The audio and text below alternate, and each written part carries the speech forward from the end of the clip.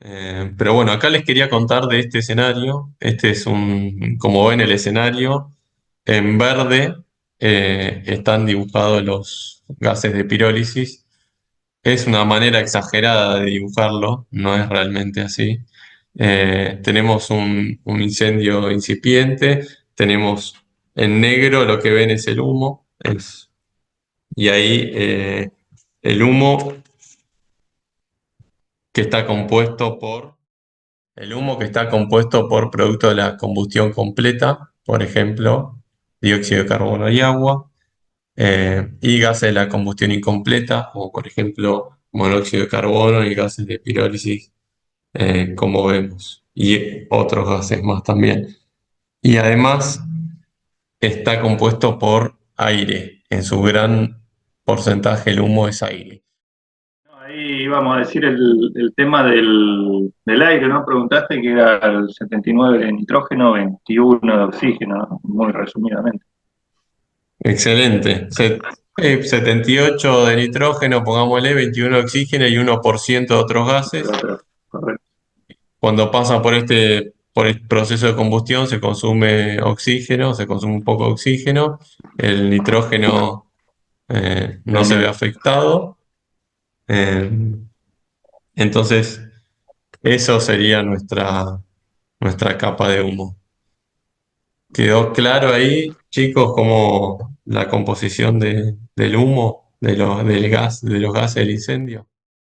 Bueno, si yo llego a este incendio que tengo aquí, ¿cómo aplicarían agua ustedes Ok. Un chorro pleno directo al fuego, a la base del fuego. a la base del fuego? Sería entonces, ustedes aplicarían el agua, a ver cómo está esto. Ustedes aplicarían el agua pensando en que un chorro, lo pongo así en forma de gotita, pero imaginen un chorro que caiga a la base del fuego. ¿El resto de los participantes harían lo mismo en este escenario, donde llegan a la puerta principal de la vivienda, abren la puerta y ven esto? ¿Tirarían el agua de esa forma? ¿O harían otra cosa? ¿O la tirarían acá? Yo me acercaría lo más posible al fuego. ¿Ok? ¿Alguien más? Yo daría como pincelado, me acercaría pero haciendo pincelado, hasta donde se encuentre el foco de incendio. O sea, pintarías el combustible que está pirolizando y está generando esa combustión. Llegaría hasta ahí, pero no como para desparramar, como que pincelar, que caiga justo donde está el foco de incendio. Excelente. ¿Alguien más? ¿Cómo estás? Ahí está, no lo entendía. Yo tiraría el techo para que haga tipo una lluvia. Ok. ¿Alguien más? O sea, lo de Leonardo sería que, ¿qué sería? ¿Que pegue en el techo y que rebote? ¿Eso es lo que Claro, entendí? exacto. Tiraría un techo en forma de lluvia para bajar la temperatura igual. Ok. ¿Alguien más? Hola Pablo, Abel. Hola, Che, Abel. depende de lo que busquemos, ¿no? Si vemos esta imagen y tenemos los gases eh, que aún Night no han casi. llegado a un punto Sí. medio, o sea, nos acercaríamos lo más cerca posible estoy con mi peque, justo, al fuego posible y ahí aplicaríamos un chorro directo. Ok. Perfecto. Gracias, Abel. ¿De dónde sos vos, Abel? Cierra los pares, Mar del Sierra de los Plata. Padres. Ok. Qué lindo. ¿Está cerca de la playa? Estamos muy cerca de la playa, ¿sí? Oh, qué lindo. Em, bueno. En el ataque directo, básicamente lo que buscamos es que el agua llegue a la superficie del combustible que se está quemando y que enfríe esa superficie y que corte la producción de pirólisis y que de esa manera no se genere más gases de pirólisis y se corte la combustión. Es el escenario ideal para aplicar esta técnica, donde yo veo lo que se está quemando y simplemente aplico agua a ese lugar. Y lo primero que quiero que veamos, esto sería ataque directo, y lo primero que quiero que veamos es cómo funciona el agua, cómo enfría el agua y cómo vamos a lograr eso, cómo y cuánto. Y acá vamos a utilizar este gráfico. El agua a temperatura ambiente, ¿en qué estado está? Líquida. Está líquida, excelente. Y si yo voy por abajo de 0 grados, Sólida, se empieza a solidificar. se empieza a solidificar. O sea que acá este gráfico lo que muestra es en el eje Y la temperatura y en el eje X la cantidad de energía, ¿sí? Entonces a 0 grados de acá para abajo tenemos sólido. ¿Y a qué temperatura cambia de estado del agua de estado líquido a gaseoso? A los 100 grados. Excelente, a los 100 grados. Vamos a poner esto por aquí. Bueno, entonces supongamos que yo tengo un cubito de hielo que saco del freezer de mi heladera. Eso, más o menos, ¿a qué temperatura está?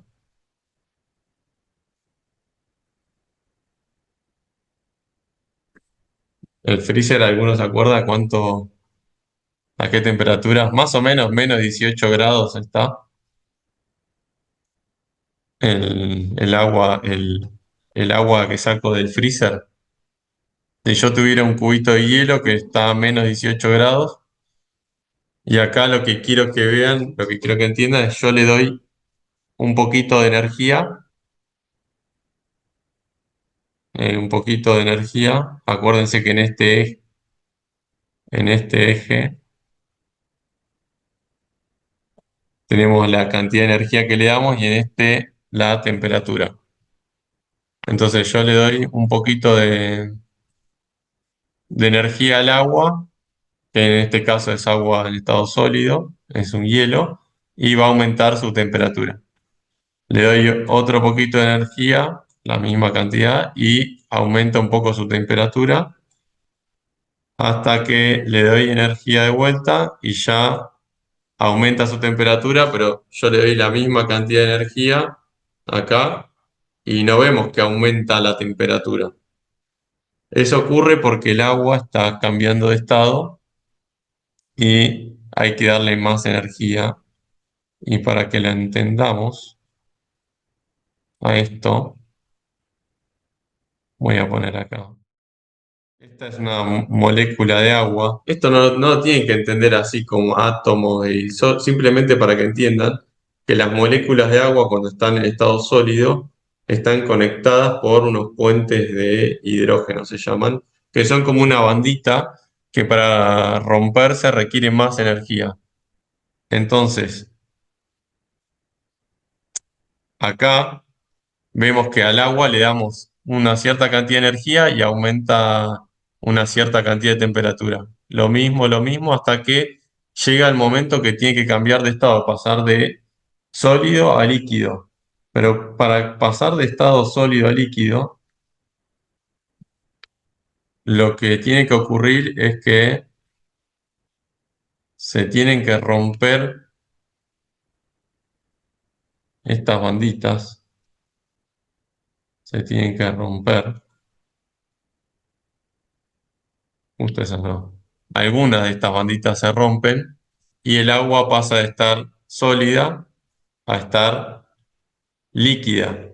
Todavía con algunos puentes de hidrógeno, pero no se tienen que romper algunos para que cambie de estado, ¿sí? Ese es el cambio de estado que vemos acá, que está representado con esta línea roja. Entonces acá le estamos dando energía y no aumenta la temperatura. Le seguimos dando energía, no aumenta, le seguimos dando energía y no aumenta hasta que de repente se termina de realizar el cambio de estado, el cubito de hielo que tenía ahora me pasó a ser un charquito de agua, ¿sí?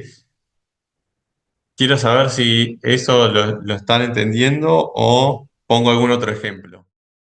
Esta energía que necesita para cambiar de estado se llama calor latente.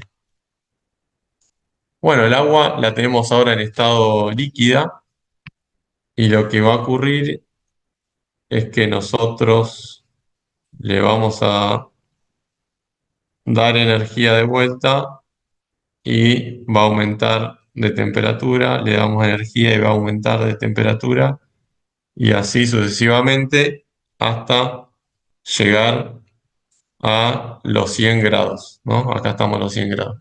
Ahora fíjense, ocurre lo mismo.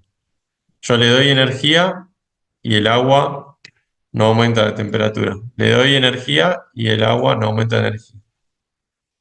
Y acá lo que está ocurriendo es lo mismo que ocurría cuando cambiaba de estado sólido a líquido, pero lo único que acá requiere mucha más cantidad de energía para romper los puentes de hidrógeno que me quedaban, ¿sí? Entonces estos se tienen que romper,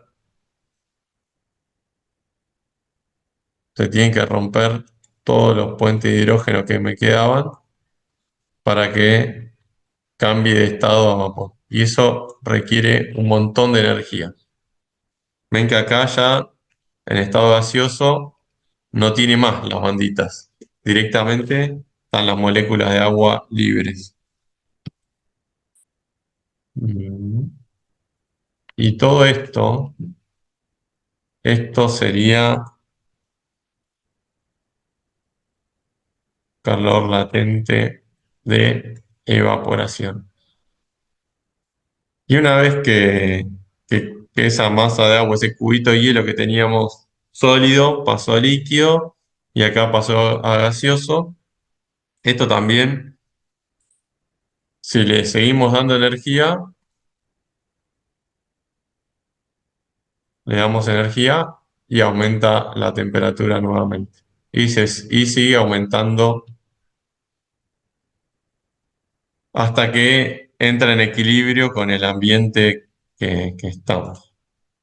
Entonces, esto si lo podemos cuantificar en cantidad de energía para cambiar de estado 1 litro de agua, 1 kilo de hielo a 1 litro de agua, necesitamos 330 kilojoules. Para calentar agua de 0 grados a 100 grados necesitamos 420 kilojoules. Y para cambiar de estado, o sea, pasar de vapor, de líquido a vapor el agua, necesitamos 2300 kilojoules. Eh, no sé si acá se alcanza a ver la magnitud. Entonces, si nosotros queremos enfriar algo, ¿cómo vamos a conseguir la mayor eficiencia utilizando el agua?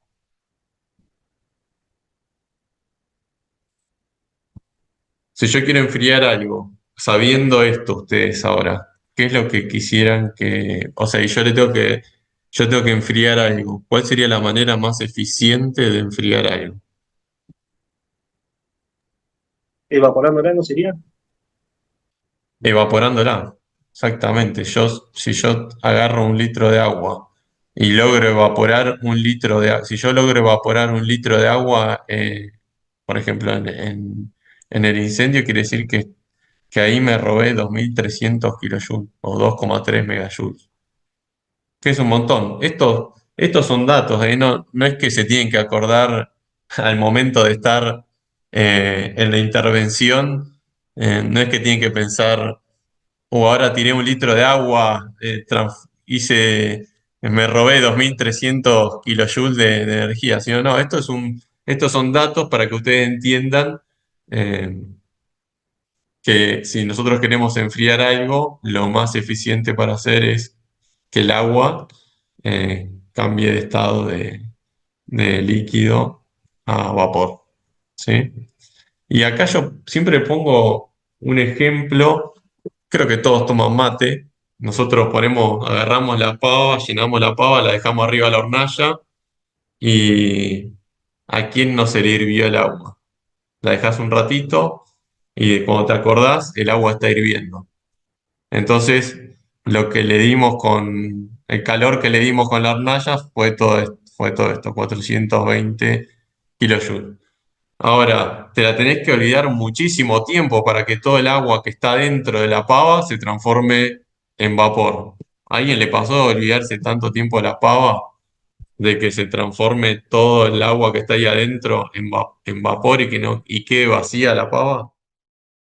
Pero la idea de esto es que nosotros pongamos agua en la superficie del combustible que nosotros podemos ver y cortar con la pirólisis. Eh, yo, digamos, el ataque directo es eso. Y lo importante acá es que la meta de esta técnica no es atacar la llama, no es enfriar los gases, es poner agua en la superficie del combustible que está quemando para cortar la pirólisis. Y eso tiene que estar claro. Y me parece que para seguir entendiendo este proceso tenemos que tener en claro otra cosita más que preparé por acá para mostrarles. Y después ya vamos a redondear esto. ¿Sí?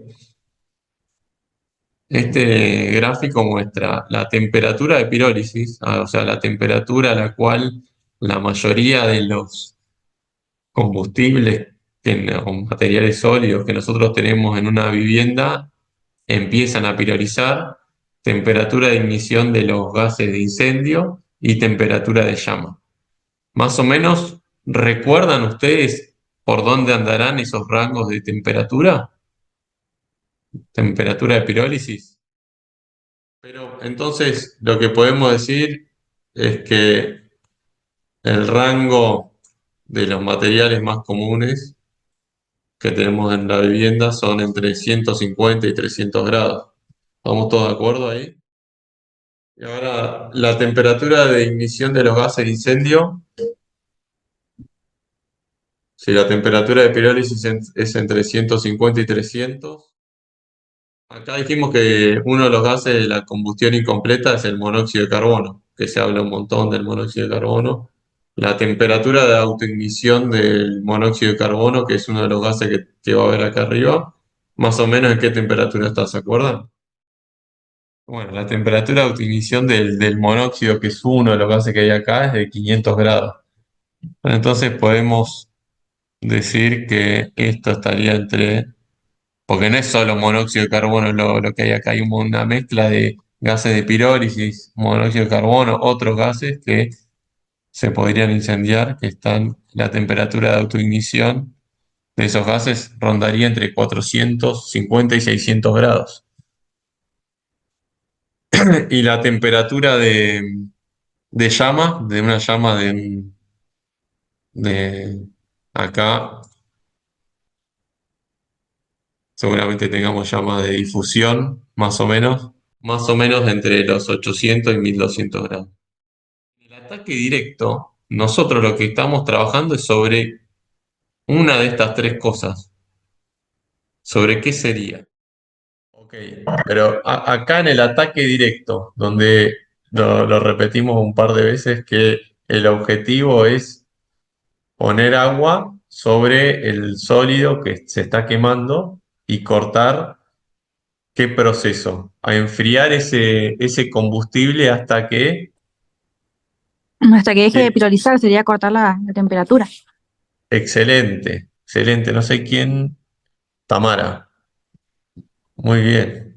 Entonces, en el ataque directo estaríamos trabajando acá.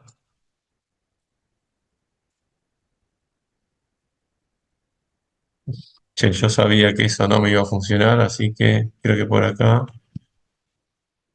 dejé esto más prolijo. Entonces, en el ataque directo estaríamos trabajando sobre la temperatura de pirólisis. Estaríamos cortando la pirólisis. Yo necesito saber si eso Entonces, el objetivo de esto, vamos a poner acá, es enfriar el combustible de manera que deje pirolizar. Y yo tengo algún requerimiento específico para poder aplicar el agua. Necesito tener alcance para que llegue, necesito poder darle dirección. Pero no tengo ningún otro requisito, o sea, no necesito que la lanza haga otra cosa más que poder proyectar agua hacia esa superficie. ¿Sí?